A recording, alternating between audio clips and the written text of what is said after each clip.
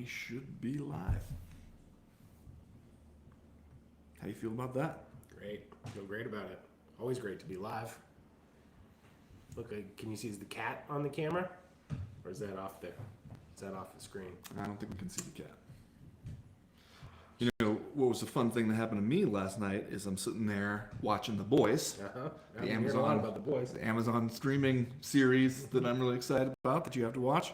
I hear a panicked fluttering in my home, and it's because one of my cats has brought in a very alive bird that still has the powers of flight. Like, just not somehow unharmed entirely. You know what I did? I had to catch it with a little butterfly net that my kids have laying around, and then release it outside, and then it just flew off, totally fine. You are quite a humanitarian. Well, it wasn't like it's not like a spider where there's a choice between squishing it or taking a few more steps to release it outside. It's like, what am I going to do? Bludgeon this small bird to death? With a shovel? Get your entrenching tool out and chop its head off? I feel like that would have only created more problems than it solved. Fair enough. I considered all options, I'll tell you that. Yeah, I bet you did. Whatever's going to get you back to The Boys fastest is...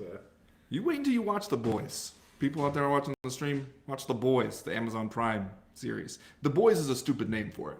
I'll say that. It's hard to get past that name. It doesn't really fit really with what's going on in the show either. But I'm telling you, you start watching that show, it's awesome. Okay. Well, my wife and I just started watching the second season of Mindhunter last night, and that show is fucking boring. I mean, I read the book. I read the Whoever Fights Monsters book. I feel like I'm good. Really? Yeah, it's a good book. All right, you ready to do this? I'm ready to do this. It's weird to have a show about serial killers. It's so goddamn boring. You know what I mean? You want more severed heads, what you're saying? Yeah, well, I got to watch The Witch this week, too, so I'm probably going to get my thrills and chills in. So excited. All right, we're really doing this. Yep.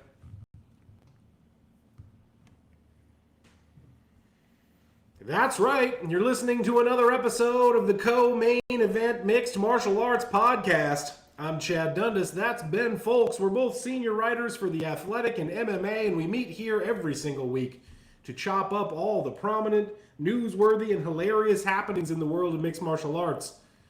Ben, a lot of people over on the Patreon considering it pretty on brand, the way the UFC 241 Fight Watch party fell apart on Saturday night. Crashed and burned. This is the good news about us, I'll say, creating a certain kind of expectation with our audience, is that when we completely screw something up, they're not that surprised. Yeah. They're maybe even a little bit entertained. Well, not as entertained as they would have been if we had actually maybe done the fight party. Well, that's debatable. Yeah. Who knows how that would have gone. That's true. You even brought over... Oh, I pulled out all the stops on refreshments. I was ready to go. Snack-wise, I have no complaints with what you did. Yeah. You brought over Twizzlers. You brought over chocolate chip cookies. You brought over some beers. What you didn't bring over, though, was any of the camera equipment, sound equipment that makes the watch party possible. See, what had happened was, I assumed that you would have taken that with you on Friday. You made an ass of you and me. Well, it's your camera. You're the one who sets it up. I don't know how to use it. It belongs to the Co-Main Event podcast. I thought that you had taken it home on Friday, so I didn't bring it over on Saturday night for the UFC 241 watch party. Hence, no UFC 241 watch party. I mean, you feel free the next time we do this to bring the equipment home with you. My wife and I, we won't make our live cam porno just that one night. And you can... well, that's going to disappoint some different Patreon subscribers, yeah. I'm sure. Let's just say we all learned some valuable lessons from this incident. Yeah, we did. We all did. It would have been a great one to live stream, too, because there were some surprises. There were some great fights. There was a lot of potential for commentary. Yes, yeah.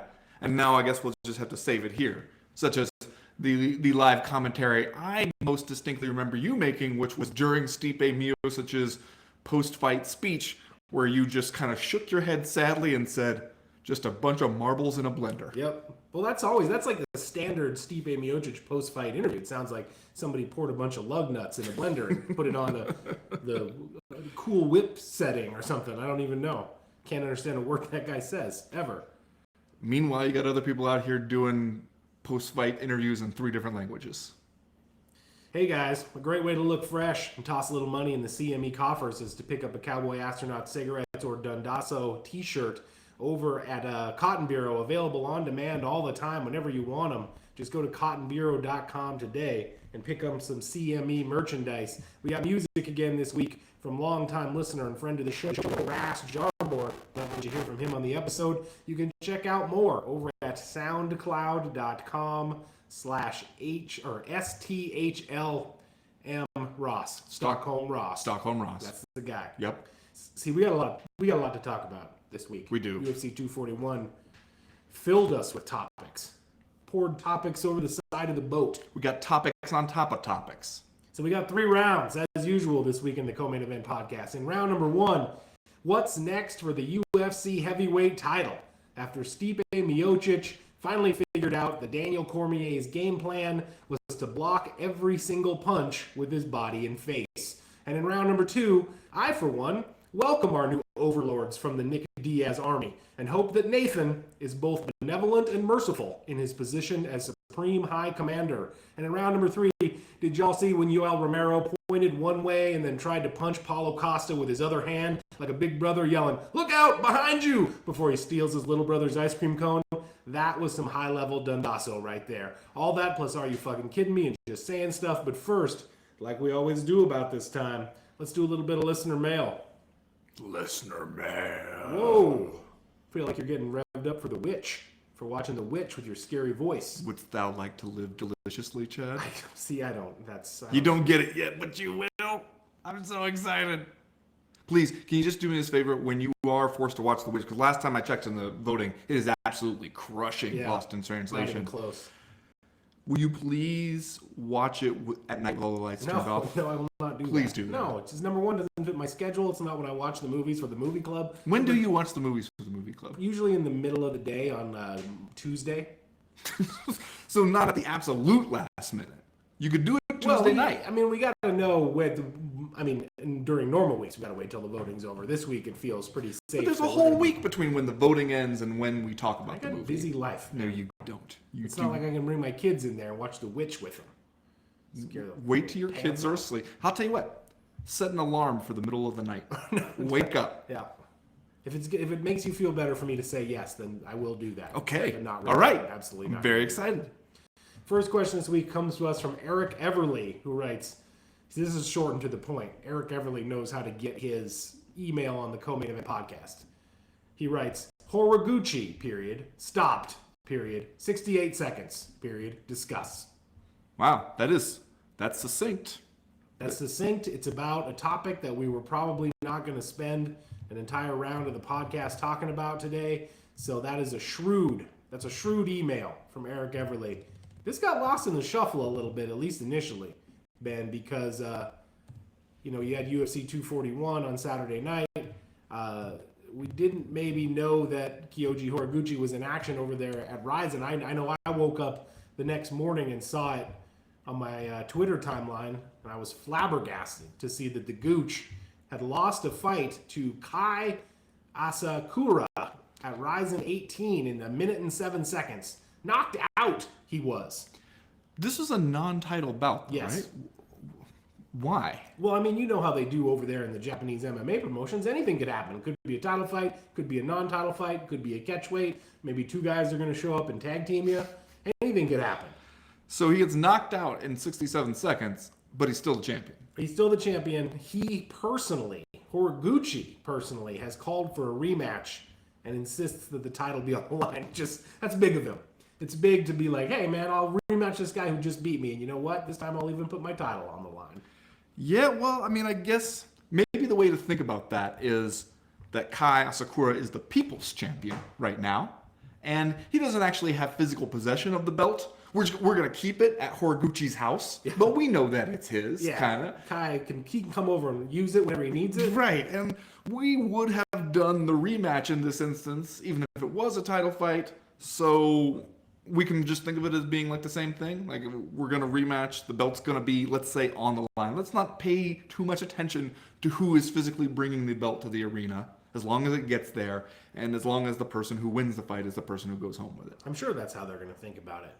Ben, this is a pretty big deal, though, because Horiguchi, previous to this, he had, I believe, a 13-fight win streak dating back to his loss to Demetrius Johnson at UFC 186 in April of 2015. He had just done the cross promotion with Bellator in 2018 and 2019, where he beat Darian Caldwell twice. Yeah, for that belt. Yep, won the Bellator Bantamweight World Championship. So really, Kai Asakura managed to beat a guy with 2 belts and leave with 0 belts. Yeah, see, that's the okay. The way you put it right there kind of underscores what kind of deal this is for Kai Asakura. Although here we are talking about him on the Co-Main Event podcast, when I would wager Saturday night we probably had never heard his name before. So he does have that going for him, and I guess he's going to probably get to rematch Horiguchi here. But at the same time, what is he, the linear Bellator bantamweight champion? That's how now? I am choosing to think of him. Yes. So we got to track his career for the rest of the time. Yep. Until there's some other manner of crossover there. Well, unless Horiguchi beats him and takes all the That's true. imaginary belts back. Takes the imaginary gold back with him. Right. Now, we had just started to regard Kyoji Horiguchi as like a capital G guy on the international scene. It kind of took that 2-fight series with Darian Caldwell and all the other things that he was able to do, especially since leaving the UFC in the fall of 2016, to kind of put Horiguchi on the map. He's one of the American Top Team guys down there in Florida. Everybody from American Top Team speaks about Horiguchi in superlatives. Like, if that's the most competitive gym in the world, it's a pretty big compliment. The fact that if you ask a lot of people at American Top Team who's the best fighter here, they'll say Horiguchi. Yeah. Which is kind of unexpected, maybe. So he had just like carved out this spot as like a guy to know on the international scene. And now he gets knocked out in 1 minute and 7 seconds by Kai Asakura. That's tough. That's a rough one. That is a rough one. He caught a hot one, you might say. I mean, he walked right into a right hand, and then that was pretty much the beginning of the end. That was the beginning of the end, but it only got worse from there. The guy got kneed. He got blasted again. He's stumbling around the ring trying to get his footing, and then finally his opponent steps in there and puts him away with another punch. But unexpected and not the way you wanted it to go if you were Horiguchi. No. Getting knocked out in 67 seconds is not the way you want it to go. How about an interesting wrinkle that he gets to keep all that gold for now? For now. We're just going to keep it at his house. We all know who the rightful owner is. That's right. But he can come over anytime he wants. Yeah, anytime he wants. Around, Yeah. As long as Horiguchi is around. Yes. Just, like supervised visitation. Next question this week comes to us from Tracy Dickinson, who writes, I know that 155 is a weight class that's already overrun with great contenders, but I was impressed by Kama Worthy's UFC introduction. Fighting a friend that you trained with on 4 days' notice and winning with an incredible KO, already having a cool nickname like the Death Star without us having to tweak it, seeming like a nice, down-to-earth guy who's not just saying shit to try to get himself noticed. Check, check, and check. I see he mentioned fighting McGregor, but I'll try to overlook that for now. I'm not going to get too excited for this guy in the lightweight division, which is already an embarrassment of riches, but I'm looking forward to his next fight. Thoughts on his Octagon debut? Now, Ben, I know you just talked to Kama Worthy here for the story that went up on The Athletic today. I did, yeah. We talked while he was making his way home in between flights after his big win here. And I got to say, it was interesting to talk to somebody who had just been through a real whirlwind kind of week. Yeah. Because he got called on Monday for this fight. Like, it was a fight where it was originally John McDessie, I think, right? Like, it was supposed to fight Devontae Smith. McDessie pulls out end of July, and then it was like Clay Collard was going to fight him, and I don't even know if they gave a reason for why Clay Collard was pulled out of the fight. But it's like, Kama Worthy had just fought at like the end of July, basically, like 2 weeks, a little over 2 weeks before he got the call. And he won, but he won like in the third round. He said he was still a little banged up, and his manager called, and he had been thinking, you know what? I'm going to get a contender series shot. Like they got some lightweight spots there. That's what he was planning on. And he was thinking like, hey, try to stay in shape, man, because you might only get like 2 weeks notice, 2 or 3 weeks notice. And instead they're like 6 days, take it or leave it. And at first he said, he was like, no. He knows Devontae Smith, kind of considers him a friend, has trained with him before. And was just like, I'm like almost 20 pounds over right now. I'm still sore and beat up. No, I can't do it. And his manager basically talked him into it by saying like, you tell him no now, and it could be a long time before you get another call like this again. if at all, especially at lightweight where there's so many damn good fighters out there. And so, yeah, he got talked into doing it. And then, immediately you got to start trying to get medicals done, start arranging for travel. He was like trying to find somebody to watch his kids, stuff like that. And then goes out there and scores that knockout. And it's like, that is a whole lot of changes to your life inside of 1 week. Yeah. But I agree that he does so far seem like somebody you could get excited about it, even though he's had a lot of like ups and downs just in his career to get to this point. And he's had 20 pro fights, had a pretty good amateur career before that. He's like 32, and now is to a point where it's like, okay, you go out there, nobody's really heard of you before outside the regional scene in like Pittsburgh and stuff, and you get a win on one of the biggest fight cards of the year, and you're one of the biggest, like I think the biggest underdog of the night. Now suddenly everybody's kind of paying attention. That's a pretty good way to make your introduction to the MMA world. Yeah, Clay Collard was removed due to an undisclosed medical issue. You'll recall why Clay Collard may be notable to Co-Main Event podcast listeners. Cassius Clay Collard? Because his nickname is Cassius.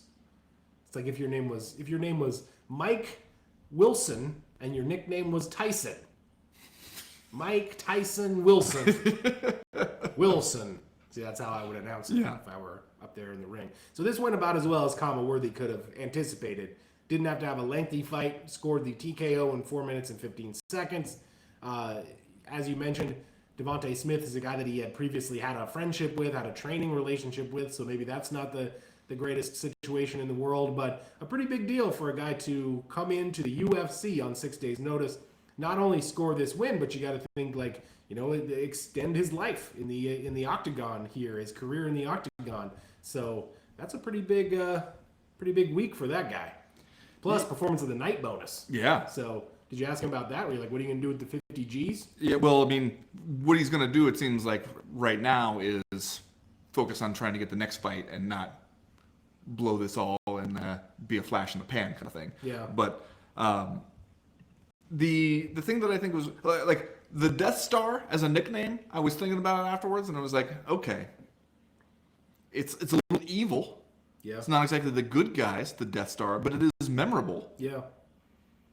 You can cut a lot of promos about how you'll be fully operational by the time your little friends arrive. How you're, like, almost invulnerable. Yeah. I mean, there's some drawbacks. Yeah. There are. A well-placed shot can blow up the entire Death Star. That's true of any of us. All right. I still think it's a pretty good nickname. Yeah.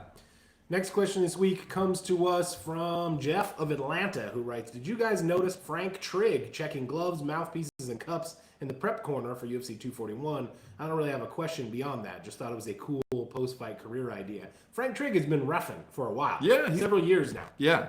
And see, that's the thing, is like now it seems like everybody kind of notices him, but like it wasn't just a thing where he was like, hey, it'd be cool to be on TV in regards with MMA somehow. Maybe I'll become a ref. Like, he's been about that life. Yeah. He's been doing it for a while. Yeah. They don't let you just waltz in and start reffing fights in the UFC. Like, even if you're Frank Trigg, you got to at least pay some dues a little bit there. Reffing events on the independent circuit, on the regional circuit, kind of working his way up. At this point, he's worked a few UFC events, though. I recall seeing Frank Trigg out there reffing fights. You know what I like about Frank Trigg being a referee? I agree with Jeff of Atlanta that it's a pretty cool post-fight career idea, even though I don't think those guys get paid quite enough to make that a full-time gig. Maybe if you're like Herb Dean. Yeah. Like, I don't know how Herb Dean could have a side gig. He's just traveling so much, I would think. Yeah, unless he hosts like a wildly popular travel podcast or something.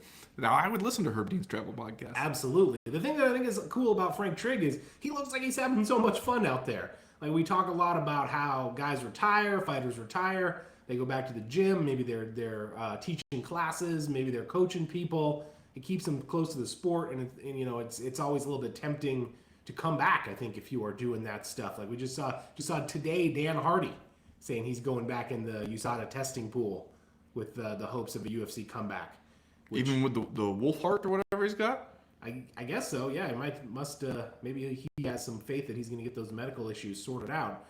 But with a guy like Frank Trigg, like, maybe reffing and working ringside stuff is a good outlet for that. It allows you to kind of stay close to the sport, and at the same time you are in a sort of a different role. You're not really in a like a fighting corner type role. So maybe it's maybe it's fun for him. I don't know. He seems to be having a blast. If you're a fighter, do you feel good when you see Frank Trigger's working your fight? You're like, okay, there's a guy who's been in there. He knows what it's about. Yeah, you must a little bit, right? Except, like, if he's too slow to step in there and stop it and you have to take a bunch of extra punches, is he just going to be like, hey, look, man, Robbie Lawler knocked me out. I fell to my knees in the corner, and then he wound up and blasted me in the head one more time, and I didn't complain, so shut up. And then you'd have to be like, okay, well, it's a good point. Robbie Lawler didn't get an extra free shot at my head. It would be pretty mean if he took the shut up. The shut up would be implied. He wouldn't actually have to say shut up. Maybe it would be more like, hey, man, I empathize with what happened to you. But did Robbie Lawler nearly take off your head? No. Then I'm not going to say shut up, but shut up. The way you are casting this says more about Ben Folks than it does about anything That's else. possible. That's possible. Next question this week comes to us from Kevin Schuler, who writes, a lot of big stuff happened this weekend. Biggest mystery of the card, what happened to Mike Beltran's mustache? Had to tuck it in. Yeah, see, we're on the referee beat here for a minute. It seems that way. Main Event Podcast. It was shocking to turn on the UFC 241 pay-per-view and see Mike Beltran, noted MMA ref, who looks like a damn Dungeons and Dragons character, like he's out there, like he left his battle axe cage side so he could jump in there and referee a fight. Turn on this UFC 241 card out there in California. Beltran's mustache is all but gone. Just looking like a regular mustache out there. Well, and see, at first, when I thought that he had been forced to cut it or had maybe chosen to cut it, I was concerned because I was like, does this sap him of his superpowers without the mustache? Is he vulnerable to... Is he at the mercy of his enemies now that he does not have his powerful mustache to protect him? And then we heard from several sources on the ground in Anaheim. Don't worry, everybody. Mike Beltran was just forced to tuck in the mustache somehow. That's commission oversight. That's overreach right there. That is government overreach. That's the heavy hand of the state government coming down on Mike Beltran. The government just getting all up in people's lives. And, that is a choice between Mike Beltran and his barber, I think. That's how it should stay. That's what he's going to be thinking about this weekend when he jumps on his hog and he's out living the free life on the highway. Just, getting a few bugs in his teeth, getting some wind in his mustache. He's going to be thinking about the overreach of the state government. Now, see, that's where the mustache can run free. Shout out also to longtime Co-Main Event Podcast listener and Patreon supporter, Colleen, who really was the first to come in with the idea that he probably tied the ends of his mustache together and then threw them over his shoulders to tuck in. She says that's a trick that the ladies use. Okay. On their long hair, I think, not necessarily on all their right. mustaches. Oh, okay, yeah. I was a little confused there for a second. Next question this week comes to us from Fui Fui Moi Moi. Oh, yes. Noted rugby player. That's right. Now, see, the most surprising hear from thing him. here is that Fui Fui Moi Moi is a real name. Yeah. Shout out to noted rugby player who taken some time in to write to the Co-Main Event Podcast. I really enjoy his Wikipedia photo. He seems to be, he's handling the rugby ball, whatever it is. I think that's called the ball. And the look on his face is one of just like shock and terror. Yeah. To have found himself He here. sees someone coming for him. But he looks like a big scary dude. I would think Yeah. shock and terror should be on whoever has to bring that guy down. Fui Fui Moi Moi writes, which upcoming title reign do you think the MMA gods will take more glee in forcing upon us? Oh no. Bellator heavyweight champion, Czech Congo? No! Or I'm sorry, I women's- can't. Just whenever I hear it mentioned, I can't help myself. Or UFC women's bantamweight champion, Jermaine Durandamy?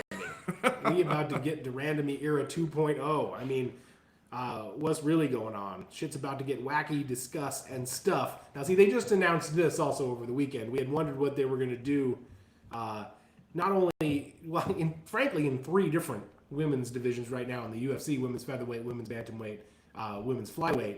We were kind of wondering what they were going to do. We got at least one answer over the weekend. They announced that Amanda Nunes is going to defend the bantamweight crown. Now, not the featherweight crown, the bantamweight crown against Jermaine Durandamy. Former featherweight champion Jermaine Disastrous featherweight champion Jermaine Durandamy. Now, see, if Jermaine Durandamy wins and becomes women's bantamweight champion, Amanda Nunes will still have the women's featherweight title, right?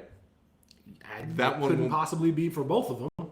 So then that one wouldn't be quite as bad. We'd still have Amanda Nunes as champion in one division. However, if Czech Congo were to come up in there where Ryan Bader is now the heavyweight champion and it looks like there are like some fun, weird fights you could put together and he becomes a Bellator heavyweight champion, like if all that tournament stuff just ends up with Czech Congo being heavyweight champion anyway, that'll be more of a bummer for me. Yeah, no, I agree. That's the real. I mean, I guess Ryan Bader will still have another belt too, but it's like, you're telling me we went through that entire heavyweight Grand Prix just so we could end up shortly thereafter with Czech Congo. You know how I feel when I think about the idea of Ryan Bader fighting Czech Congo?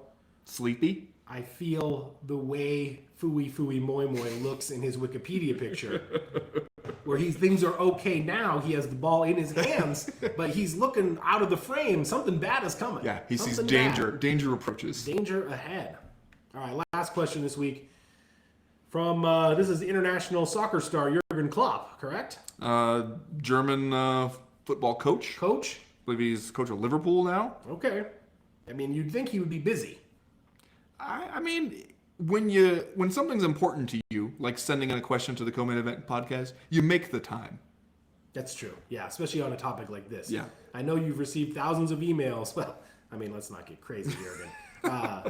But about this shit, the what the fuck, that old guy took the touch of death as if it were nothing. Please discourse unidentified man's possible weight class and dates for his UFC debut / rematch with Conor McGregor. We talked about this on the Power Hour on Friday, available to our Patreon supporters at the $5 and up per month level. But yes, TMZ video of a Conor McGregor incident in a pub over there in Dublin, I believe, from April, but we just got the video, so it's kind of making headlines now.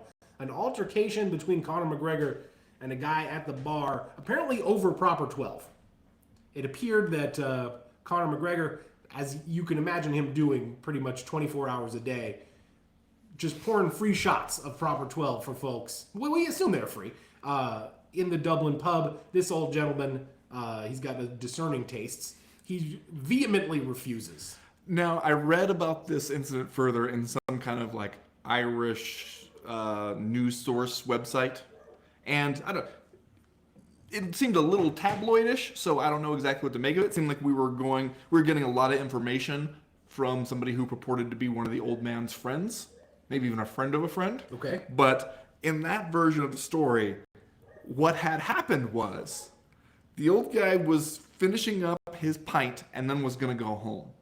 And Conor McGregor's trying to offer him this whiskey, and he's like, no, I'm just finishing this one and then I'm out of here. And like he keeps moving, keeps putting the glass in front of him, and then the guy keeps moving it, and Conor McGregor gets upset because he doesn't want the glass. But it's like he's on his last beer. He has plans for his evening maybe that don't include a shot of gross whiskey. He just wants to finish his pint and go home. Conor McGregor takes a swipe at him. He finished his pint after that. Was not too bothered by the punch at the time, we were led to believe, and that's what the video bears out. Then he finishes his pint, takes a taxi home, and then the next day was feeling pretty bad. Feeling like he got punched in the face by Conor McGregor. Okay, see, because when we talked about it on Friday on the Power Hour, my take was the same here as Jurgen Klopp's, saying this guy took Conor McGregor's left hand and he barely even budged. He just turned his head as though he had decided the thing he was going to do was carry on the conversation with the person on his right instead of with Conor McGregor, which I thought was pretty impressive. Not surprised maybe to learn that the morning after he's not feeling great. Yeah. But hey, he's not alone. Talk to Jose Aldo. Morning after, he probably wasn't feeling all that great either. I'm sure his experience and Jose Aldo's are very similar. That's right, yeah. No, this old man is constantly talking about retirement, but now he's saying he might go down to bantamweight to fight Henry Cejudo, so who knows? Who knows? Who knows indeed. Conor McGregor, especially now, you would think, Ben, with Nate Diaz having returned and gotten a win over the weekend with Dustin Poirier versus Khabib Nurmagomedov on tap at UFC 242, you would think that his options are starting to reveal themselves a little bit more. You would think he would be starting to get his shit together. And maybe he is now, as I mentioned, since this incident allegedly took place back in April. But at the same time, sure seems like he's still just wilding in the streets, like being aggressively online. I mean, it took place in April, a month after the incident where he got arrested for stomping on some dude's phone outside the Fontainebleau. So that was the one where we were like, okay, he's probably going to get his shit together after this one, right? Like, he's going to realize, like, okay, now it's not just like fun, crazy antics. It's getting arrested, crazy antics, and having to pay somebody a bunch of money to make it go away. But no, a month later, he's out here punching old men in bars. And not knocking them down. You're really hung up on that. I just think if I got punched by Conor McGregor, I would go down like a sack of laundry. What you really wanted was to see that old man get laid out. I'm just That's what you surprised that he wanted. didn't get laid out. Just surprised that he basically acted like that wasn't even the first time that day he got punched by a professional MMA fighter. Maybe it wasn't, for all we know. For all we know. Anyway, that's going to do it for listener mail this week. If you have a question, a comment, a concern that you would like to air to the podcast in future weeks, you know how to do it. You go to the website, comainevent.com, and click the link in the top right-hand corner of the screen that says email the podcast. That'll get you in touch with us. Now, here's an important distinction, as we are frequently told by Co-Main Event podcast listeners. Go to comainevent.com, not comaineventpodcast.com. I understand comaineventpodcast.com is the website of a high-end escort service. You don't say. So either you're running that under the table and I don't know about it, or someone has purchased our previous domain. I don't know how that would be useful to them, though. Because, well... Maybe there's something we don't know about our listenership. Maybe they did some demographic information and found out, who likes high-end escorts? People who visit this particular website. It's the high-end part that doesn't add up for me. That's true. Yeah, that's a good point. Anyway, make sure you go over to comainevent.com. And while you're there, you can sign up for the Breakfast of Champions newsletter. That comes out every Friday morning to catch you up on the news and notes that we miss on all the days we're not recording the podcast. Stuff always happens. News always breaks. The newsletter itself is short. It's informative. We would love to tell you it's funny. And if you don't like it, it's really easy to unsubscribe. As for right now, though, we're going to go ahead and get started with round number 1.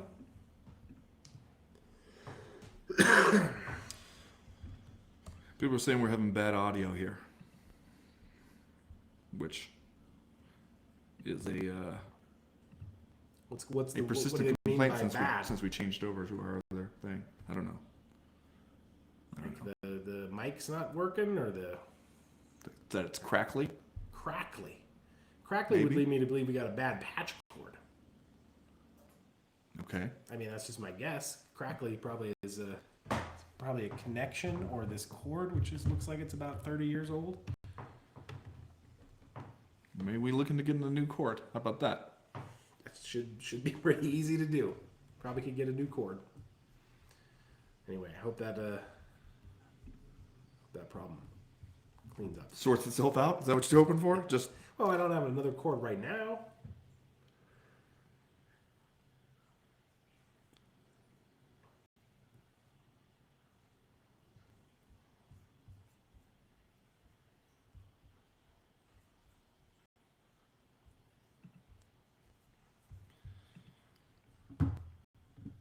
All right.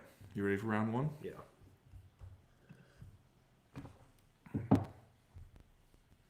Jurgen Klopp. The fuck? I don't know. It's a fun name, though. It is a fun name. Not as fun as Fooey Fooey Moi Moi, but... It does sound more like you're describing a strange noise you heard out in the alleyway. You're like, I don't know. And then all of a sudden there was a big Jurgen Klopp. And then just screaming. Yeah. After that. Yeah. All right, you ready? Yes.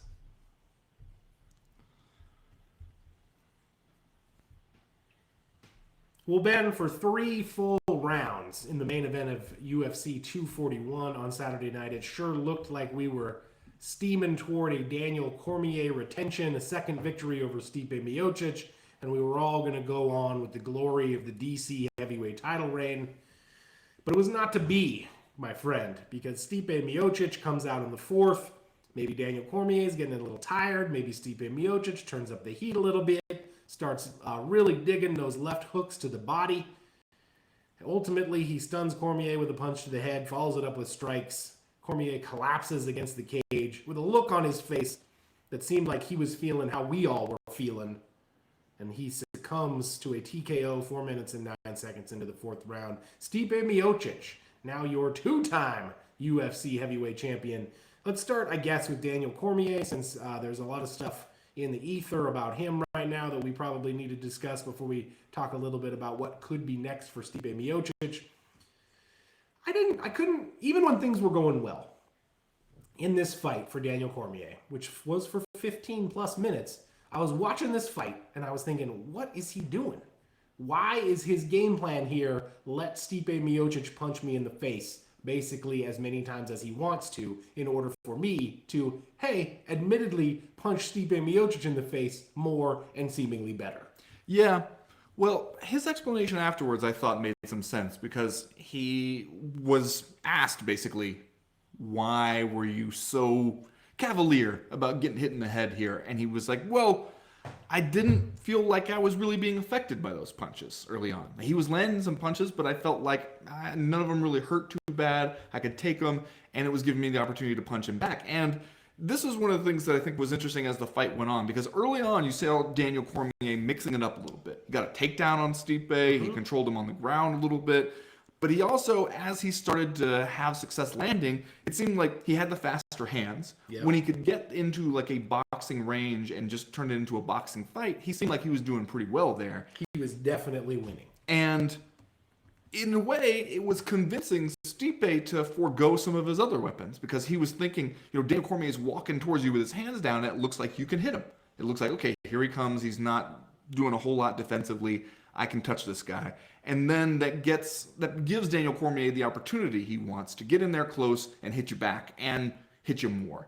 And he was also saying you could look at Stipe's face and you could see the damage. Yeah. Like you could see the swelling under his left eye, especially really early on. And Daniel Cormier wasn't really showing that too much. He was looking like he was taking it fine. And so maybe he just he took for granted, I can take this guy's punches and he's not going to be able to take mine. And I'm just going to add them up on him.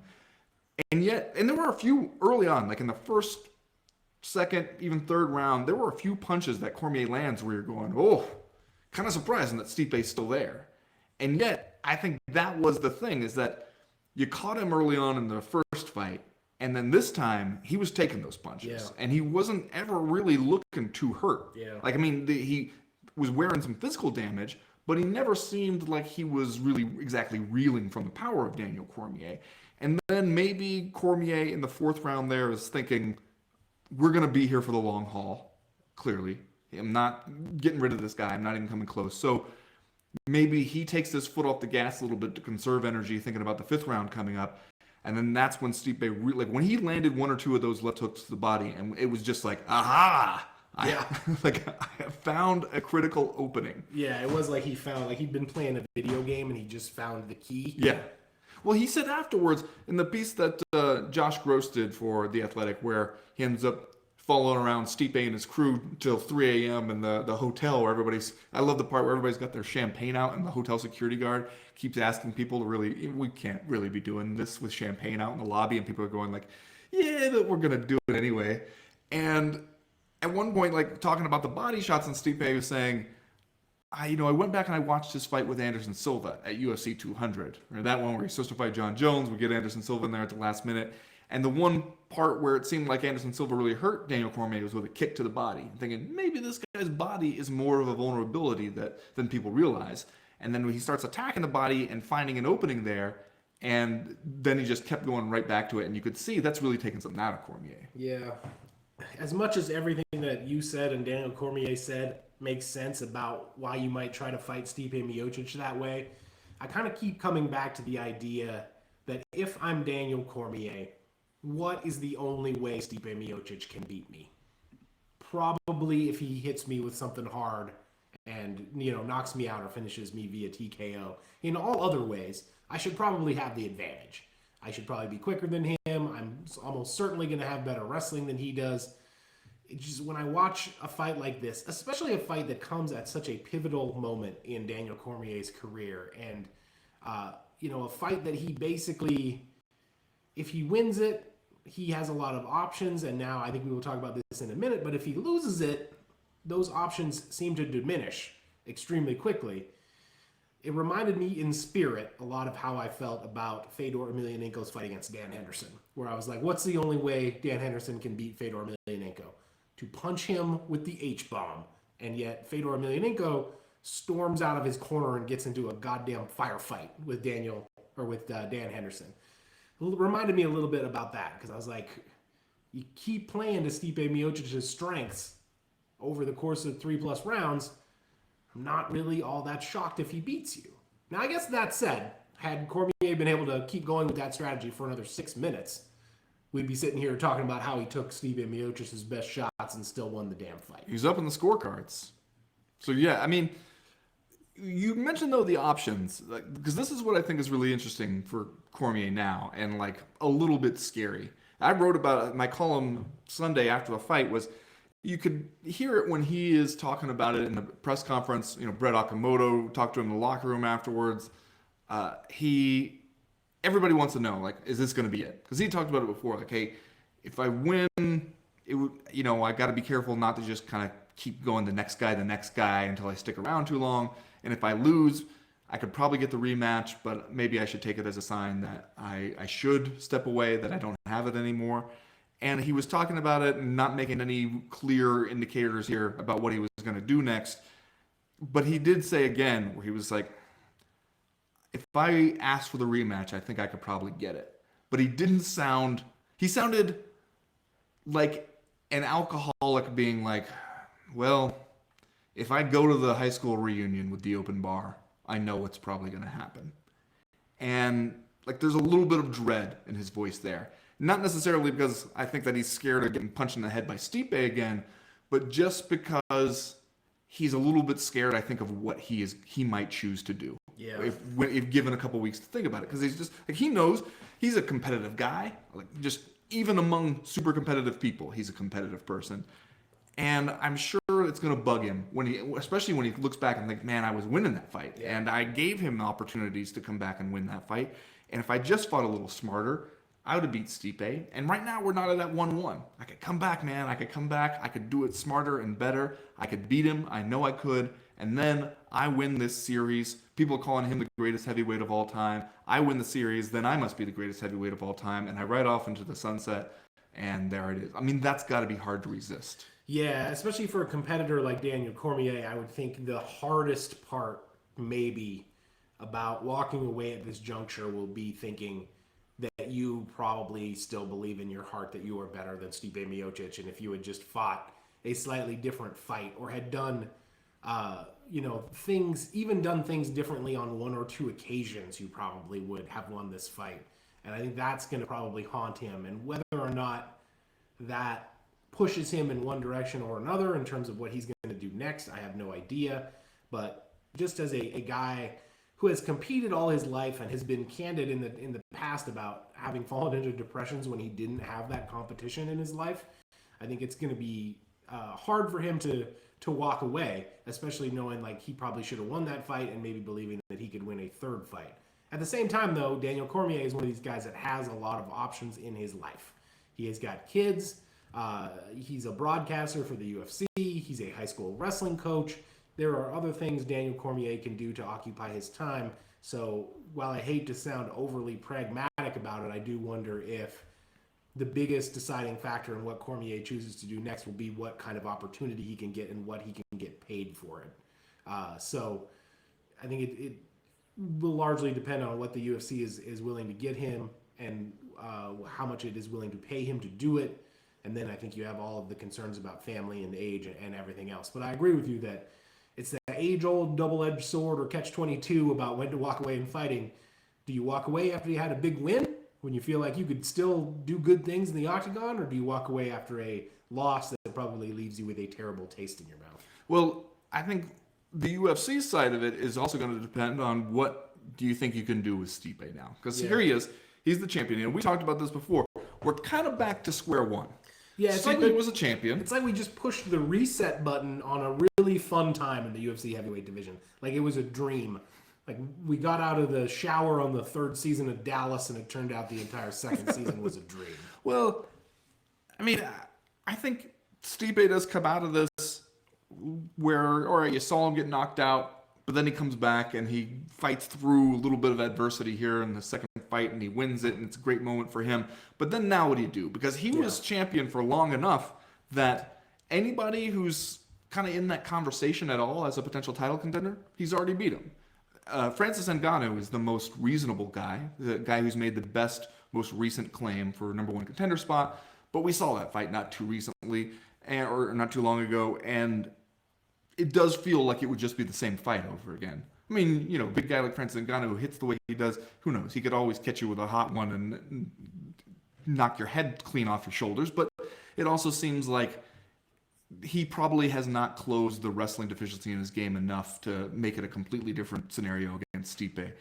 And the Daniel Cormier thing, if he is not enthusiastic about jumping in there for a rubber match, and if you can't convince John Jones to go up to heavyweight, which doesn't seem like anything John Jones is exactly dying to do, maybe if you pay John Jones a whole lot more, then he'll do it. It doesn't seem like there are a ton of like really fantastic options for Stipe if Cormier doesn't want to do a third fight. Yeah, I mean, we would all watch that Ngannou fight, obviously. Sure we would. A guy like Stipe Miocic and a guy like Francis Ngannou basically will probably watch that at any point. But I mean, you and I will watch him fight Curtis fucking Blades, man. Come on. True. But it doesn't set our hair on fire the way maybe the idea of Daniel Cormier versus Francis Ngannou might, or Daniel Cormier against John Jones for the heavyweight title might have, or frankly, like even when we were slumming a little bit talking about Daniel Cormier against Brock Lesnar, I think we were all sort of like, all right, we will still watch, maybe an interesting matchup. Miocic, as much as we like him and as great as he is, I don't think brings any of that sizzle back to the heavyweight division that we had for the last couple years. But at the same time, I guess you do have to talk realistic next steps. And if you're not going to do, I agree that option one should be the Cormier trilogy. It seems like it makes the most sense. It probably wouldn't have quite the interest that we have seen up to this point with Stipe Miocic versus Daniel Cormier, but at the same time, it's going to be a good fight, and I think it would pull enough money for the UFC. It's hard to believe that Miocic would take the necessary promotional steps or have the interest to bring John Jones up to heavyweight. Like, if they could, they should do that immediately. That's probably one of the biggest fights you could make. Well, there's not like a whole lot going on for John Jones. I mean, like Corey Anderson, like the winner of Corey Anderson versus Johnny Walker. Yeah, maybe one of the points in favor of that fight, or in favor of the feasibility of that fight, is if you're John Jones and you watch this fight, you probably think you could beat Stipe Miocic just because of the success Daniel Cormier was having over 3 rounds. I mean, I'm sure if you're John Jones, you look at this and you're like, I'm not all that impressed. Yeah. I wonder how much of John Jones's reluctance to go up to heavyweight is a long-term negotiating strategy, and how much of it is maybe a genuine thing of him going, you know what? I had to really kind of play it carefully with former middleweight Thiago Santos. Yeah, maybe I do not want to test my chin out there against big-ass Stipe Miocic throwing them ham hocks at me. Yeah, I think that like all of that is probably true. And then I guess as a distant third in my preferences would be Miocic versus Ngannou, which is still would be pretty good. Doesn't it seem like in this scenario, when we're laying out those priorities, Francis Ngannou, he's kind of getting screwed? Because he earned it, man. I mean, he did anything you could ask him to do. Yeah, I mean, I don't know that you can say the guy is getting screwed just because our lack of hype for that fight is because he already got beat by Miocic once. Like, he probably deserves the rematch, but at the same time, like, that first fight was so lopsided that at least some of our excitement for the rematch is tempered. So, but I agree with you. Like, Francis Ngannou's got to fight for that title, no matter who has it, at some point soon. I'm just wondering if we squeeze in a different option here for Miocic prior to that. And then all of those balls are still up in the air. There's no way to predict exactly how this is going to go at this point. Yeah. In any case, let's do Are You Fucking Kidding Me, Ben? And then we will move on to round number 2. I'm going to do my Are You Fucking Kidding Me first because it is just slightly UFC 241 related. I guess it's related to what we just talked about in the first round, and that is, did you see what happened with Daniel Cormier's weight? Yes. Here? So Cormier comes into the weigh-in and weighed 236.5, which was down about 10 pounds from where he weighed in for the Miocic fight the first time. Miocic weighed in 233 pounds, which was also down for him from their first fight. But California is one of the few states that publicly releases fight night weigh-in, so you know exactly how much everybody actually weighed. Which they should all do. During the fights, which they should all do. And California is a little bit more progressive. It monitors this stuff a little bit more. It wants to make sure that nobody has gained 15% of their body weight back. When that happens, the California State Athletic Commission, quote-unquote, recommends that fighters move up to a different weight class. Daniel Cormier gained 10.5 pounds between the weigh-in and fight night. Stipe Miocic lost 3 pounds. from the weigh-in to fight night. I've seen on the internet our guy Casey Leiden, noted videographer to the stars here in MMA, says that the difference was because Cormier, quote, ate a full meal and then weighed in his street clothes on fight night. And I'm still saying, are you fucking kidding me? 11 pounds. Daniel Cormier gained 11 pounds from the weigh-in to fight night. Probably a chicken parmesan. That's a heavy meal. A chicken parmesan? Like 6 of them? Chicken parmesan with the house had the bread. Like when they bring out the bread first, and it took a long time. He told himself not to fill up on bread, but I mean, you get started. Hey, you don't have to tell me. I know all about filling up on bread. I'm still saying 11 pounds. Are you fucking kidding me? That's a little excessive. Also was wearing his Uggs when he stepped on the scale. That'll probably add a couple pounds. Yeah. He probably was wearing his boots. His Timberlands. Yeah. Still, 11 pounds, 10.5 pounds.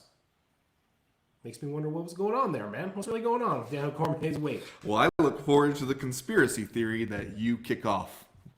You're just asking the questions. I'm just asking interesting questions. Yeah. You're fucking kidding me. Maybe in between the weigh-in and fight night, a small alien took up residence inside his brain and was like, "You don't need to wrestle this guy. You don't even need to keep your hands up. Just bang, bro." Well, Chad, are you fucking kidding me?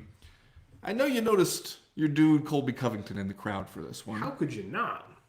You notice him because first you heard the crowd booing in the middle of a fight for no real reason, and then you realized, oh, Colby Covington is here with his MAGA hat and his sports coat and his old UFC belt that doesn't really harken to anything anymore.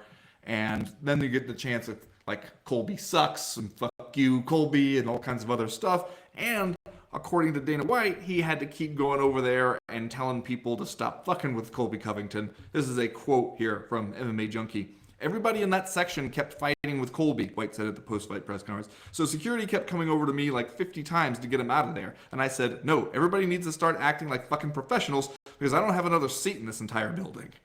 Are you fucking kidding me? Goes like, why do we feel like he needed to be here? Like on camera, back there in a prominent position. If everybody else hates having him around, the fans are booing him. I mean, I understand we had ourselves a welterweight fight, but none of those guys are even thinking about Colby Covington. Are you fucking kidding me? Why are we inviting this guy places? He's clearly just a problem. He's no fun to have around. He just riles everybody up. They're just going to try to beat him up on the buffet line. Maybe tell Colby Covington, hey, how about this? Let's give him a free voucher to get the fight via ESPN Plus. Then he can stay home. You fucking kidding me? Fucking kidding me. That's going to do it for round number 1. We will be right back with round number 2.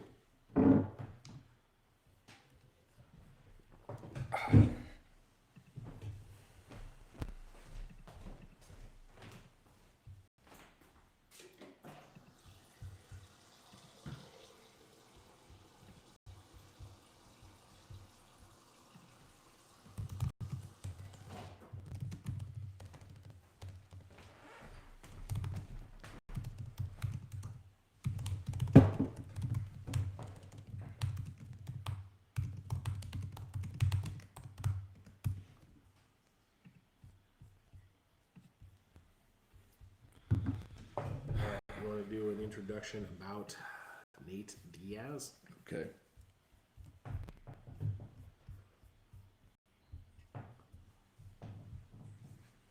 Ready? I'm ready.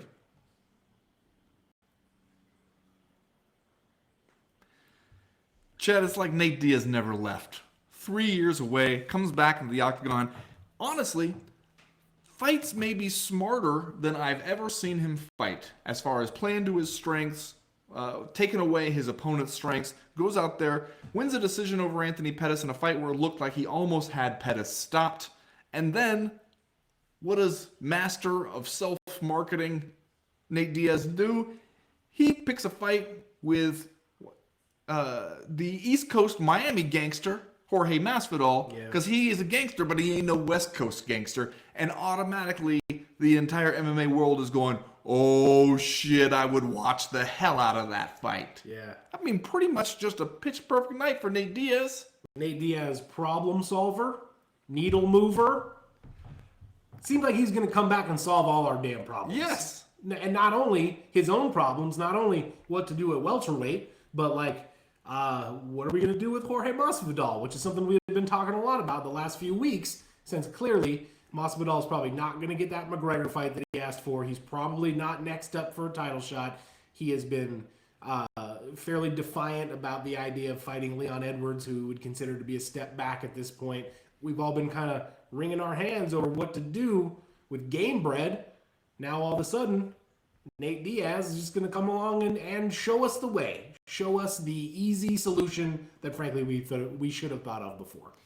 You know what? And everything about Nate Diaz's outing here kind of, for one, puts the lie to the idea that, hey, Nate Diaz was never a needle mover and he was nobody and we didn't need him in the first place. But also really just shows you like what the right guy with the right attitude can do for himself in just one evening of work in MMA. Because he comes out here, we were worried about how he might fare against Anthony Pettis, honestly. Yeah. Just, it seemed like Anthony Pettis, if he could use his kicks and really keep Nate Diaz at that distance, that he might beat him up, and Nate Diaz, with 3 years off, might look a little rusty. None of that happened. Nope. He came out there, he got a takedown. He got a single leg takedown, and then really went to work with his ground game. And it's like, the Diaz brothers don't go for takedowns, even when they should. That was one of the things that we felt like we knew about him. Afterwards, I love Nate Diaz going on the post-fight show and talking about how he has wrestling by accident. That he has a bunch of D1 wrestlers in his gym, and he didn't think that was a big deal at first because he didn't know what D1 meant. And also, while he's saying this, you can see Chael Sonnen's face, and he is just bemused at the whole conversation. But like him talking about, you know, some of the things he's been doing in training and everything to work on playing to his strengths a little more. And he really did it here against Anthony Pettis, because it was both some new stuff where it was like his willingness to be proactive about getting the fight to the mat, using his ground game, and then also that's still that pressure style that really takes it out of people. And you could see by the end of the second round, man, Anthony Pettis looked like he would rather be somewhere else. Yeah. He was feeling that pressure. And then afterwards, you know, not only he picks a fight with Jorge Masvidal, he's going out there and he's still doing all the Diaz stuff. Like they were asking him about, you know, how he felt after, you know, his time away, coming back, and he said, I've been working on a lot of stuff in my time away, like being an entrepreneur and putting my money to work and doing some of that stuff.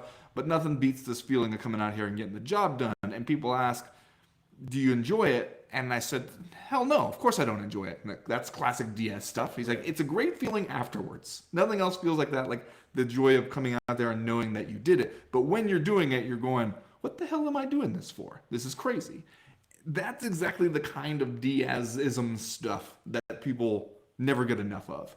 And Nate is like the perfect mix of the Nick Diaz gonna keep it perhaps too real with you at times, but then also gonna make it so that it's relatable, but also gonna like show up and do the stuff he has to do, and you can count on him.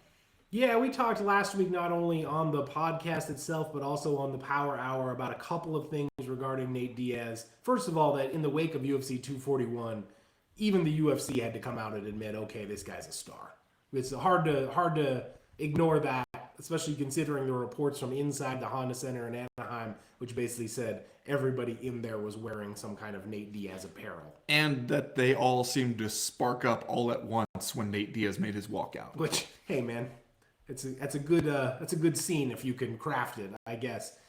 We talked a little bit about how he had gone from being just Nick's little brother to suddenly being the predominant Diaz, like the Diaz of choice in the MMA sphere. And part of that, of course, is by necessity because Nick isn't really fighting too much anymore. And part of it, I think, is just like a credit to Nate Diaz coming up in the world and becoming this figure and taking on these really high-profile fights and beating Conor McGregor in their first fight, making himself into this figure in the landscape that he has become.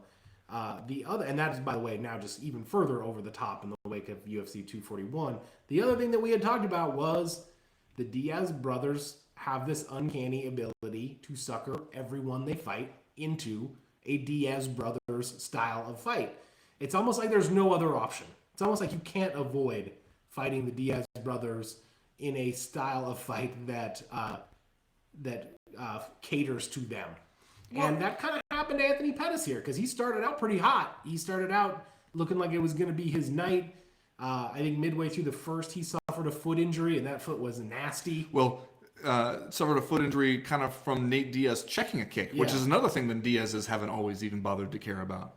So we saw the post-fight pictures there of Anthony Pettis' foot looking all, he got his whole shit broke from ankle down. So that did not go well for him. And then it seemed like he just started to tire out because he couldn't keep up with Nate Diaz's pace. And ultimately he wilts, and Nate Diaz gets the unanimous decision victory here. So you're right, it could not possibly have gone better for the Nick Diaz army on this night. Nick Diaz Army, motherfuckers. I mean, where you go to enlist, Chad?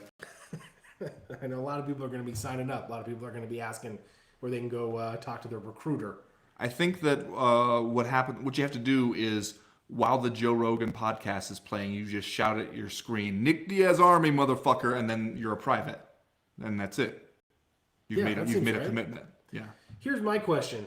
Is Nate Diaz one fight away from a title shot at 170 pounds after having completely ghosted us for like 3 years? Comes back, beats Anthony Pettis, who is technically, I believe, a top 10 welterweight at this point, calls out Jorge Masvidal, who is, at this point, a top contender in the welterweight division. Let's say they make that fight, and Nate Diaz wins, which is not completely out of the question. I believe the same people that send out the early odds for every fight, even way before even when it's just like an idea. Yes. These people send the odds out to all the MMA media, sent those odds out today, and Jorge Masvidal is a slight favorite in the idea of this fight, but Nate Diaz could clearly win it. If Nate Diaz fights Jorge Masvidal and wins, is he the number one contender at 170 pounds? Yes. It's amazing. It's amazing that it's that short of a direct line between a Diaz brother just being gone for 3 years and then suddenly like getting a title shot. You act like you don't know how this sport works. It's still amazing. Even when you know, it's still amazing. I would say, if you're going to do Colby Covington versus Kamaru Usman, the winner of Jorge Masvidal and Nate Diaz fights for the title next. Either one, whoever it is, they bring some fun to the picture. Yeah, they do. Meanwhile, Nate Diaz, by the way, also correctly handled the Colby Covington question, where he said, I don't know who that is. What weight is he at? Just pitch perfect, Chad. You can't do it any better than this guy's doing it right now. Yeah. What about Anthony Pettis? He had a brief but wondrous run, I guess, at welterweight. He obviously had lost to Tony Ferguson in his last lightweight appearance at UFC 229, and then had moved up for a return to welterweight against Stephen Thompson in March, and had won that fight by surprising KO in the second round. So he gets this Diaz fight. Looks good initially, but ultimately kind of fades down the stretch. It seems like not only has Anthony Pettis continued his win one, lose one pattern that he has been on since 2016, but at the same time, I feel like Anthony Pettis is back to being in just kind of like a tough spot.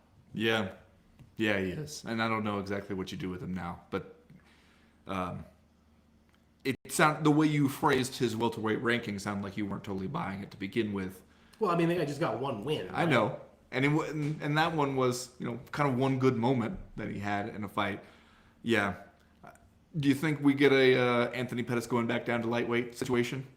I mean, if knowing what we know about the trajectory of the average MMA career, yes. Right? Because at this point, we'll be going back to basics. Yeah. Right? It'll be getting back to the old Pettis. That's right. Even though I That's think we've next already one. done that a couple times. Yeah. Still, be getting back to the old Pettis, taking it back to basics, all the old training partners. Yep. In any case, that's going to do it for round number 2. We will be right back with round number 3.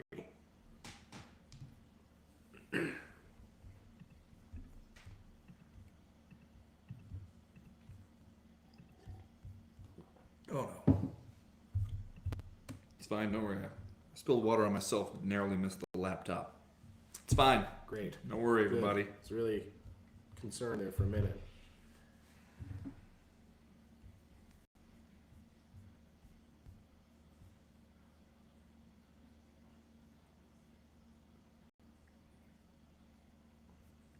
Jay, did you see my parents got a puppy?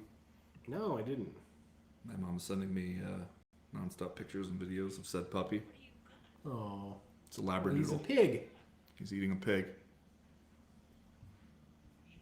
Labradoodle. Does that mean Labradoodle. he's going to get huge? Maybe. I don't know. Got big paws. All right, you ready to do this? Yeah. Round 3.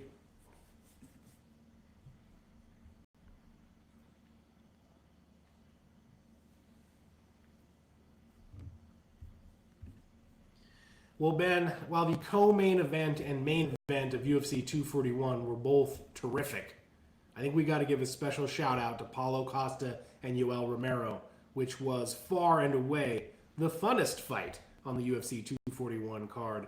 These guys showed up to unify the Getting Off the Bus championship, looking like we were going to have a pose down out there at Muscle Beach, and then just had a 15-minute, I'm going to say war, I'm going to say a little bit of performance art, I'm going to say madness, just a wild encounter between Paulo Costa and Yoel Romero that Costa ultimately wins via unanimous decision, although a lot of people out there, especially in the MMA media, had this one scored for Romero. Looked up MMAdecisions.com after this thing was over, and it was an even split, 11 cards to 11 cards, about who should win this one.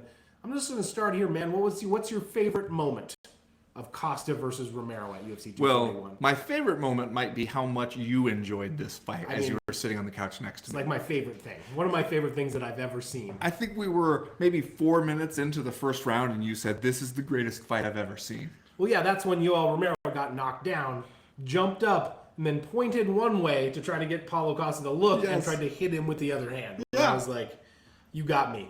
You had me at that, Yoel. Would you agree that this was a fight where everybody got to do their stuff? Oh, absolutely everybody got to do their stuff. Because Yoel Romero, I would say all the bells and the whistles, but also the flaws and the problems were on display here for your boy Yoel Romero. I mean, he's going to get hit and then stick his tongue out at you a bunch of times. He's also going to do some crazy wild shit. He's going to give away some rounds and then look like he might just come back and steal it late. Yeah. All the Yoel Romero stuff, better and for worse. All of it was right here. And it was a tough style matchup for him, I think, and also a tough matchup in the sense that here he is, like 42 years old, up here against 28-year-old Paulo Costa, who is looking like he is just in peak physical form. So he trained his ass off for this one especially. And there were a lot of times where you thought like, uh-oh, Yoel Romero is in trouble and maybe putting himself in more trouble. Like not doing himself a whole lot of favors. And for him to even still be in it that late, I was a little bit surprised. Yeah, like he was doing a little bit of rope-a-dope there, not necessarily dodging all of the Paulo Costa shots, accepting a lot of the power shots, but at the same time, still taking time to poke his head up and stick his bloody tongue out at Paulo Costa. He was kind of doing his thing where he lackadaisically floats around the cage until he suddenly explodes with some manner of like jaw-dropping violence. One of the things I feel like this fight reinforced to me is that we are kind of beyond the days at this point where a takedown in the last like 15 seconds of a round can steal it for you.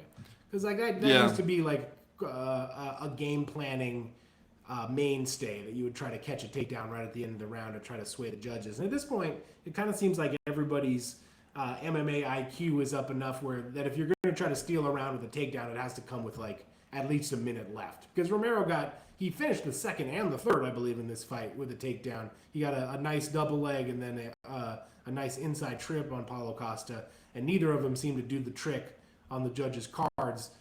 He landed more strikes in this fight.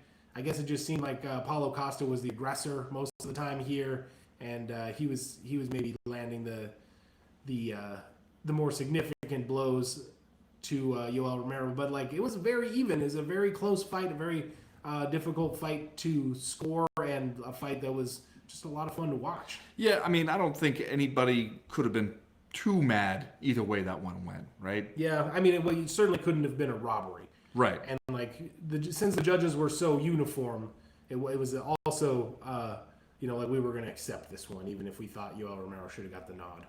So now, though, Paulo Costa is an interesting entrant into the middleweight title picture. He sure as hell is. This man is enormous. Like, when you are the physical superior to Yoel Romero, just in terms of like sheer size and length out there at 185 pounds, that's notable. Right. And 13-0. Yep. He's beaten, he started out, he beat guys like Gareth McKellen, beat Olawale Bang Boche, the Bang Bus, beat Johnny Hendricks, beat Uriah Hall, but now he's beaten UL Romero in a really just excellent fight all around. And you got Bobby Knuckles and Izzy Adesanya set to do it in Australia. And God, I really hope that one stays together because I'm going all the way over there for it. You're just going to go to the beach if they can't have it. Listen, Is the place you're going close to the beach?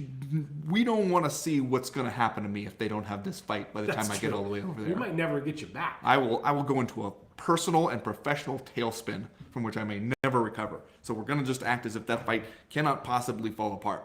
But whoever wins out of that one, you throw him in there with Paulo Costa and you're doing some business, baby. Yeah, you are. I'm into that. Yeah. Paulo Costa, first of all, when he comes out and everyone's booing him, and he smiles as if to say, don't hate me because I'm beautiful. Basically, like, I know why you're booing Yeah, me. don't hate me because I look like the pool boy in a porn movie. Yeah, I'm going to beat Yoel Romero real quick and then go kick sand in a nerd's face on the beach. That's how Paulo Costa looks. But, like, this guy's a problem. Like, Yeah. if there is any takeaway from UFC 241 about Paulo Costa, is that this dude is a problem and is probably going to be a problem for any of the elite fighters at 185 pounds. Does that mean that I think he's definitely going to be the champion and win? No, but it means I think that he has established himself as the obvious guy to have fight the winner of Adesanya and Whitaker, and has established himself to the point where, like, that is a really compelling fight. Because I think that he is going to pose a lot of physical problems for whoever wins that fight. Yeah, and if you're the UFC, you got to be feeling pretty good about how here's where you're thinking nobody better get hurt or get diverticulitis or get arrested or anything. But otherwise, you're pretty well set up in that division for the foreseeable future. Yeah, that's the other thing about Paulo Costa. He's like 28 years old. He's one of these young athletes who like makes up the majority, seemingly, of the UFC's roster at this point. And it's just like, seems like they are of the next generation of fighters. And there's just so many of them that, like I say all the time on the show, it's an embarrassment of riches on the UFC's roster right now. And so I'm really excited to see what happens with Paulo Costa after this. Meanwhile, what do you say we get your dude Yoel Romero into a fight with singing and dancing Jack Hermanson? Oh, I had not thought of that, but I think that's an excellent idea. Obviously, Yoel Romero, like, when you say he's 1-3 in his last 4 fights, that doesn't necessarily do it justice, because clearly this Paulo Costa fight was amazing and it could have gone either way. And then the other 2 losses in there dating back to July of 2017 are both to Robert Whitaker. Bobby fucking Knuckles. Bobby Knuckles, the current champion. And the most recent one at UFC 225 was a split decision, and one where I believe Yoel Romero got his damn orbital socket broke. So there's some ins and outs in this current win-loss record for Yoel Romero. Of course, the win is that terrifying knockout of Luke Rockhold at UFC 221. The man is 42 years old, although has the body of a much younger person and still can do really good things out there in the cage. This is one of those fights where, like, even if you lost, I feel like you came away ahead in a lot of ways, because we were reminded how fun it can be to watch Yoel Romero fight. And just like Paulo Costa, he's a guy that, like, if you tell me where and against who his next fight is, I'm gonna watch it. I will be there. I'll be there with my short sleeve collared linen shirt unbuttoned to the navel, doing my salsa dance. Hat, yeah, newsboy hat on, chomping on a cigar that I'll never light. Yeah, I'm into it. All right, let's do just saying stuff, Ben, and then we will get out of here for this week. Ben, what is your just saying stuff? Well, Chad, you know how after a big heavyweight title fight like this, a lot of people like to get on the old Twitters. Oh man, Twitter some thoughts away. Is this we're going to be talking about Chief Tweeter Scotty Cokes right now? Your boy Scotty Cokes. People are out there, some people, in making comments about the fight, it seems, perhaps pursuing a personal agenda of their own. For instance, You think? John Jones, just talking about how Stipe Miocic is the greatest heavyweight of all time, and you can't help but feel like you might be just trying to take a little something away from your rival and twist the knife on Daniel Cormier there a little bit. But Scotty Cokes, he just gets on there on Twitter, posts a picture of himself alongside Ryan Bader, who in the photo has 3 belts, And then there are two Bellator ring girls, one of whom is holding some kind of bottle of champagne. And the tweet just says, "At Ryan Bader is the best heavyweight fighter on the planet." I'm just saying, I see you, Scott Coker. Yeah. I see you. Well, and speaking of the question we had earlier from Fui Moi Moi, Scotty Cokes is really sticking his neck out in front of the MMA gods at this point. You can't send this tweet about Ryan Bader being the best heavyweight fighter on the planet when you got this Czech-Congo fight on deck. You know what's going to happen. You sent this tweet? You said this tweet? I still love it, but you're tempting fate here. I heard, though, that afterward he sacrificed the life of one of those ring girls to the MMA gods to be like, "We cool now? I will kill a human being just to make sure that Czech Congo does not become our heavyweight champion." Probably not good enough, man. Shouldn't have booked the fight in the first place. Well, Ben, I'm just saying this week, I hope nobody has set, defined schedules over the next couple of weekends for the UFC, because have you seen what's happening here? I don't know. This Saturday, we are off to China, where the main card begins at 6 a.m. Eastern on ESPN Plus, also known as 4 in the morning in the One True Time Zone. Oh, hold up. The prelims, weirdly, are on ESPN, beginning at 3 a.m. Eastern or 1 a.m. in the One True Time Zone, so you'll probably still be up. This is next weekend, right? August 31st? Yes, China. Okay. It's when we go to China, right? We are not going to China. We as a culture, as a sporting subculture, we are all going to China. Shenzhen, the Shenzhen Universiade Sports Center Arena.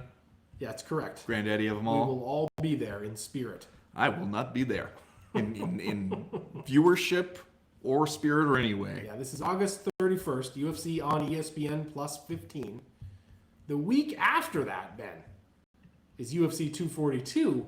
Now, that's over there in Abu Dhabi. The main card kicks off at 2 p.m. Eastern on pay-per-view, also known as noon, here in the One True Time Zone. Okay, I can dig that. Here's where things are going to get real weird. Are you ready for this? Uh-huh. The prelims are on FX. What? The prelims will be on FX beginning at noon Eastern, 10 a.m. here in the One True Time Zone. That's a flashback right there, my friend. How? We're going What? back to the Fox era. How? You got me. The Because you got a bunch of crazy fucking... Wikipedia says the prelims are on ESPN. They said on FX on the broadcast. Also, Wikipedia tells me that the prelim card, Chad, looks like this. You got Liana Jujua versus Sarah Moraes. You got Atman Azatar versus Timu Pakalin. You got Khalid Taha versus Bruno Gustavo Aparecido da Silva. And then the big one. This is slated right now, at least the way Wikipedia has it lined up, as the prelim main event. Don Madge versus TBD. We got a TBD There's on a this thing? TBD. This thing's only a few weeks away. Man, what's Kama Worthy doing? Oh, shit. Here it is. This is from Yahoo News. UFC 242 prelims to air on FX due to ESPN scheduling conflict. That's from your boy Kevin Iole. What the hell is even happening, man? It's crazy. It's a crazy world. A lot of channels. That's you're just saying stuff? It's a crazy world. There's a lot of channels Just in saying. it? All right. It's not where I thought we were going, but okay. I mean, even according to our generally pretty crazy MMA live event schedule, these next few weeks are even more crazy. It's going to be weird to show up at noon to watch Poirier and Habib. Yeah. If you plan to show up at noon in my house, that's around the time on a Saturday when my children are in prime freakout mode. Yeah. So we'll have to see if we're what's up with that. somebody's going to headbutt you in the mouth. In any case, that's going to do it for this week's co-main event podcast. I think we got a Bellator coming up this weekend. Mitrione versus Haratonov. Does that sound right? You could tell me that any weekend, and I'd be like, okay, sure. Is it in Thackerville? Matrione versus Yeah, it's August 24th. Haratonov. So that is in Going down there in 5 Thackerville. days. Maybe It's this Uncasville? Saturday. Where is it? Well, now you're asking the tough questions. It is Webster Bank Arena in Bridgeport, Connecticut. Okay. So there you go. Mark your calendars for that one. And then we'll be back. We'll be running the full gamut of Patreon properties this week. And then we'll be back a week from today for the normal co-main event podcast. We'll be looking ahead to what happens over there in China. As for right now, though, we are done. We are through. We are out. Shenzhen.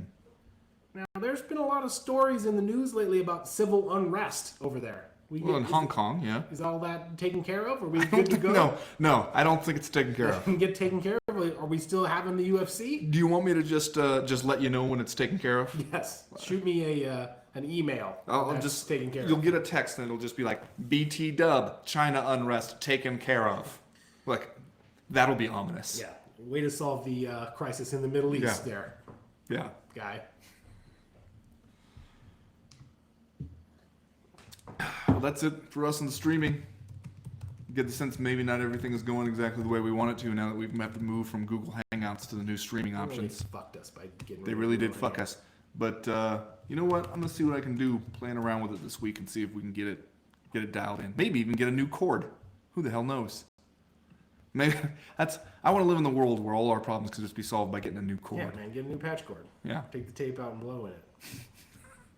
All right. Thanks for joining us, everybody. We'll see you Wednesday for the live chat. I hope everybody is busy watching The Witch. Getting really spooked.